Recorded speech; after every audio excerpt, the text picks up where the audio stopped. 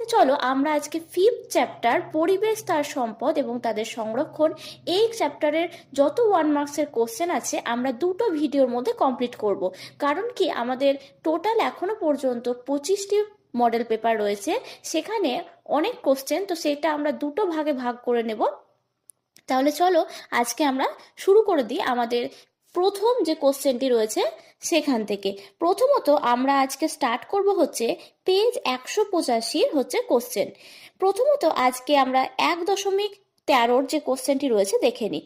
দেখো বলা রয়েছে, ডিমে তা দেওয়ার সময় মৎস্যভুক পাখিদের ডিমের খোলক ভেঙে যায়, এর সঠিক কারণটি নির্ধারণ করো। গ্লোবাল ওয়ার্মিং, ইউট্রফিকেশন, জীব বিবর্ধন, নাইট্রিফিকেশন। তো তোমরা প্রত্যেকেই জানো গ্লোবাল ওয়ার্মিং, যার বাংলা অর্থ হচ্ছে বিশ্ব উষ্ণায়ন। তো এখানে কি হচ্ছে যে যেহেতু এত টেম্পারেচার বেড়ে গিয়েছে,